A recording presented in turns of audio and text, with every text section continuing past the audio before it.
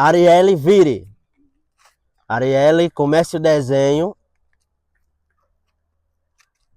Comece o seu desenho aí na lousa mágica. Isso, agora continue o desenho.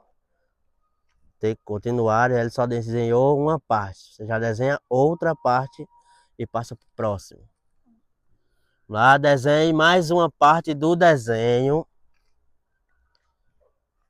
Isso, já acho que já dá para perceber o que é esse desenho, né? Você termine o desenho.